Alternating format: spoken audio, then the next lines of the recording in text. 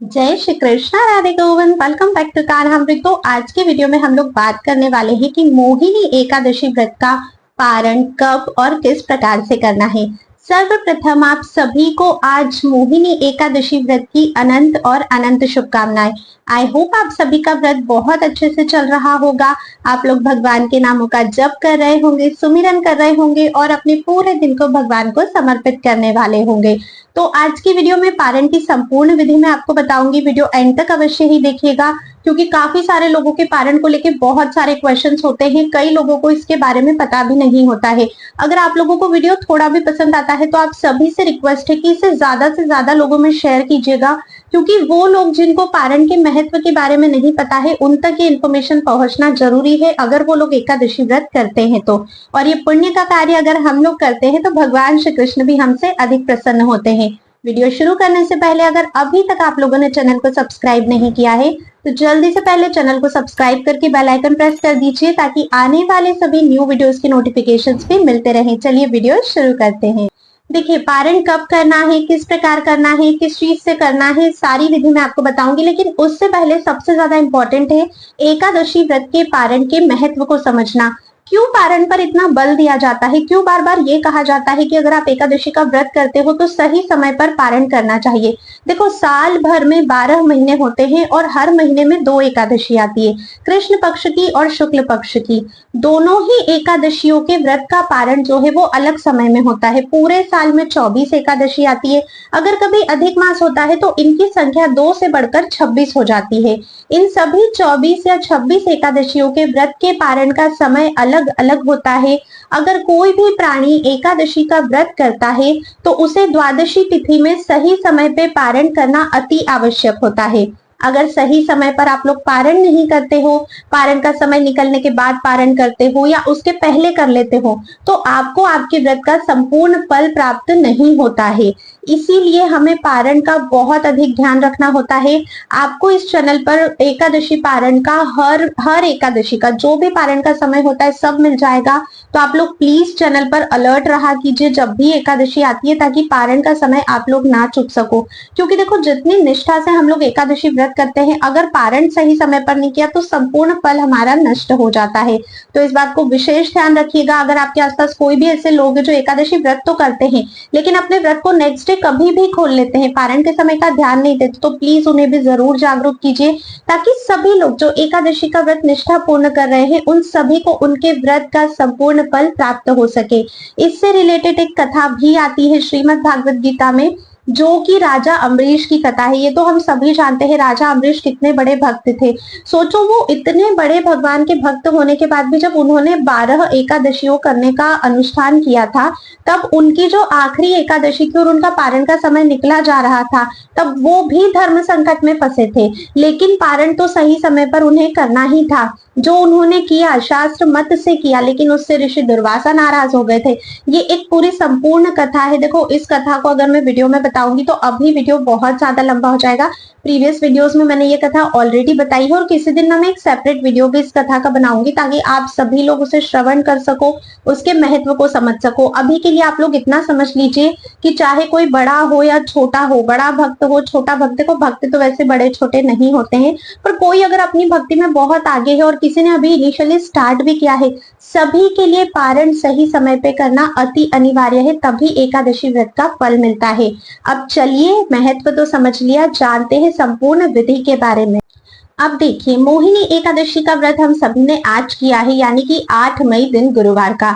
तो पारण ऑब्वियसली हमें कल करना है, जो कि 9 मई दिन शुक्रवार का रहेगा। कल के दिन हमें अपने व्रत का पारण करना है। तो देखिए, सबसे पहली बात तो ये कि एकादशी की रात्रि में जागरण नहीं किया जाता है। मतलब आज के दिन हम लोगों को रात्रि में सोना नहीं है, हम लोगों को रात्रि में जागरण करना है। तो जो भी लोग जागरण करते हैं वो तो ऑलरेडी जाग रहे हैं, तो वो तो ब्रह्म मुहूर्त में भी जागे हुए रहते हैं। पर कुछ लोग ऐसे भी होते हैं जो किसी कारणवश जागरण नहीं कर पाते हैं, तो रात की 12 बजे तक ही वो लोग जगते हैं या जितने भी बजे तक जगते हैं। तो ऐसे में फिर आपको ब्रह्म मुहूर्त में उठ जाना चाहिए। ब्रह्म मुहूर्त का समय देखिए, आप अपने प्लेस के हिसाब से देख सकते हो। जब भी आपके यहाँ पर कल सूर्योदय हो रहा हो, उसके 1.5 घंटे पूर्व का जो समय होता है वो ब्रह्म मुहूर्त का होता है। तब तक आप उठ जाइए, अपने स्नान आदि कार्यों से फ्री हो जाइए उसके बाद सबसे पहला कार्य जो आपको करना है वो करना है भगवान की मंगला आरती। घर में जो भी विग्रह सेवा आपके पास है उनकी आप सबसे पहले मंगला आरती कीजिए। देखिए अभी गर्मियों का मौसम चल रहा है, ज्यादा देर तक हम अपने ठाकुर जी को शयन नहीं करवाते हैं, तो आप मंगला आरती कीजिए। उसके बाद अगर लड्डू गोपाल की सेवा है आपके पास तो प्लीज उन्हें कुछ ना कुछ भोग अवश्य ही लगा दीजिएगा। दूध का भोग लगा सकते हो, कुछ भी मेवे का भोग लगा सकते हो, क्योंकि लड्डू गोपाल को तो उठते से ही भूख लगती है, तो उनकी भूख का विशेष ध्यान आपको रखना है। इतना होने के बाद अच्छा एक और प्रश्न यहाँ पे आता है कि मंगला आरती कैसे करनी चाहिए। तो मंगला आरती कैसे करते हैं उसकी वीडियो ऑलरेडी चैनल पर मैंने डाली है, डिस्क्रिप्शन बॉक्स में से आप लोग लिंक चेकआउट कीजिए और फिर ही आप लोग मंगला आरती कीजिएगा। अगर कोई है जो मंगला आरती नहीं कर सकते हैं तो वे आरती का दर्शन भी ऑनलाइन कर सकते हैं या पास के किसी मंदिर में भी जा सकते हैं। उसके बाद हमें तुलसी महारानी की सेवा करनी होती है। देखो तुलसी महारानी की सेवा करना ना सबसे ज्यादा इंपॉर्टेंट होता है। तो तुलसी महारानी की सेवा किसी भी एकादशी व्रत में अगर आप नहीं कर रहे हो तो समझो तब भी आपका व्रत अधूरा है। कहते हैं कि अगर व्यक्ति अपने जीवन में 3 काम करता है तो उसे भगवान की भक्ति अवश्य प्राप्त होती है। सर्वप्रथम एकादशी व्रत, तुलसी महारानी की सेवा और नाम जप। अगर ये 3 निष्ठाएं आपके जीवन में है तो समझो भगवान को पाने से आपको कोई नहीं रोक सकता। तुलसी महारानी के पास जाइए, तुलसी महारानी की सेवा कीजिए, प्रदक्षिणा कीजिए, पूजा कीजिए, भोग लगाइए, धूप दीप दिखाइए, उनकी प्रेम पूर्वक आरती कीजिए, उनकी स्तुति कीजिए। कितनी आपको परिक्रमा करनी चाहिए, तो तुलसी महारानी की आप कम से कम 4 परिक्रमा तो अवश्य ही करें। उसके आगे फिर जितनी भी आपके शरीर में सामर्थ्य है उतनी परिक्रमाएं आपको करनी चाहिए। समय बचता है तो वहीं बैठकर थोड़ा नाम जप भी कर सकते हो, नहीं तो आप आ जाइएगा। उसके बाद देखिए आपको बनाना है भोग। भोग बनाना है जिससे हम अपने व्रत का पारण करने वाले हैं। और ये जो भोग आप बनाओगे इसके 3 पार्ट्स आपको करने हैं। उन तीनों पार्ट्स का क्या करना है वो मैं आगे बताती हूँ। कई सारे लोगों का प्रश्न होता है कि क्या द्वादशी के दिन चावल खाना अति आवश्यक है। तो देखो ऐसा है कि पूर्णतः आपकी श्रद्धा पे डिपेंड करता है। अगर आपके पास अवेलेबल है, अगर आप बना सकते हो तो आप जरूर चावल बनाइएगा। लेकिन देखो बहुत सारे लोग हैं जो नहीं बना पाते हैं, जिनके पास अवेलेबल नहीं होती है चीजें, तो ऐसे कोई बहुत जबरदस्ती नहीं है कि नहीं द्वादशी पे चावल बनाना ही है। जो भी आपके पास सामग्री अवेलेबल है, जो भी आप लोग बना सकते हो, वो भोग बहुत ही भक्ति और प्रेम के साथ आपको भगवान के लिए तैयार करना है। अच्छे से भोग तैयार कीजिएगा। भोग तैयार करते टाइम इधर उधर की बातें नहीं सोचनी है, किसी से वार्तालाप नहीं करनी, एकदम शांत चित्त होकर भगवान के नामों का जप करते हुए भोग बनाइए, क्योंकि ये जो भोग रहेगा वो हमारे ठाकुर जी ग्रहण करने वाले हैं। भोग बना लिया, भोग बनने के बाद अब इसे ठाकुर जी के पास आपको अर्पित करना है। जितना भी भोग आपने बनाया है, जो भी सामग्री बनाई है, जल का जो भी पात्र है, सभी में तुलसी पत्र अर्पित करिए और उसके बाद इसे भगवान को निवेदन करिए। भगवान को बहुत प्रेम पूर्वक भोग लगाइए। अब ये जो प्रसाद आपको प्राप्त हुआ है, इस प्रसाद के आप लोगों को 3 पार्ट्स करने हैं, 3 हिस्सों में विभाजित करना है। सबसे पहला हिस्सा जाएगा गौ माता की सेवा के लिए, दूसरा हिस्सा जाएगा ब्राह्मण देवता की सेवा के लिए, और जो तीसरा हिस्सा बचता है वो आप अपने परिवार के लिए रखेंगे, जिससे अपने व्रत का हमें आगे पारण करना है। जब हम पारण करेंगे प्रसाद रूप में हम इसे ग्रहण करेंगे।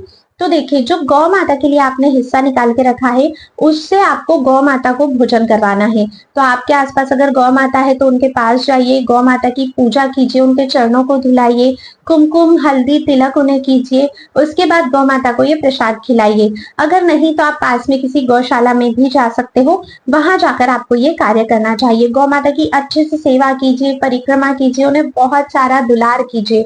उसके बाद बारी आती है दूसरे हिस्से की, जो हमने रखा था ब्राह्मण देवता के लिए।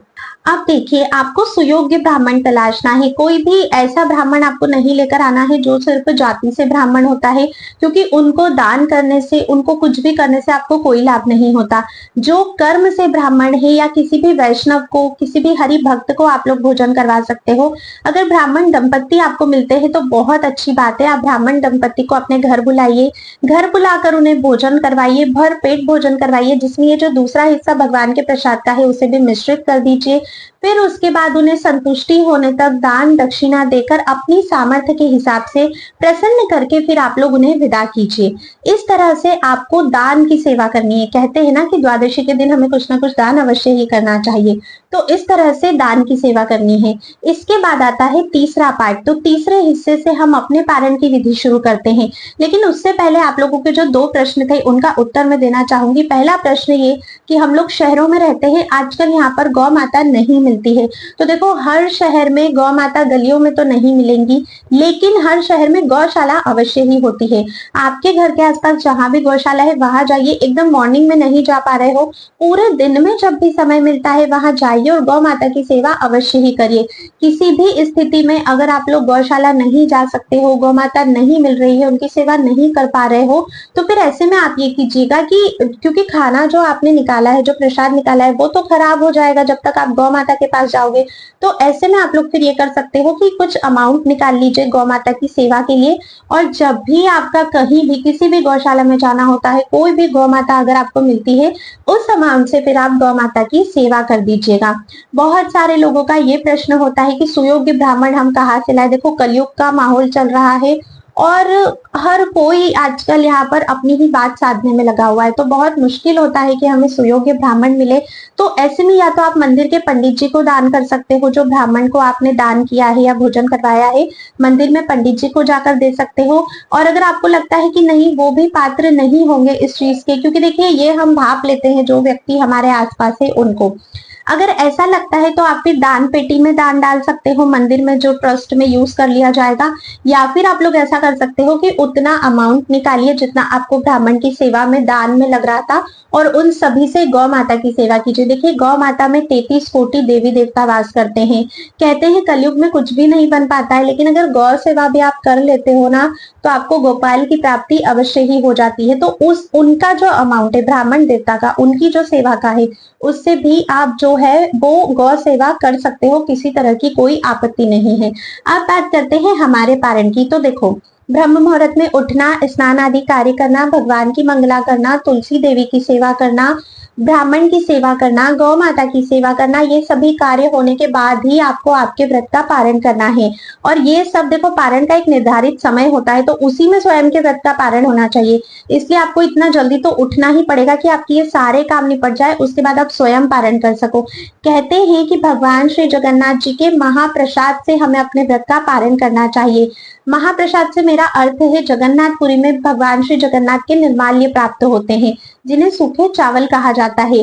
वो निर्माल्य से ही हमें अपने एकादशी व्रत का पारण करना चाहिए। अगर आपके पास नहीं है या आप जगन्नाथपुरी में नहीं रहते हो, आपके घर के आसपास कोई भी जगन्नाथ मंदिर अगर है, तो वहां से आपको बहुत इजीली निर्माल्य प्राप्त हो जाएंगे, ले लीजिए।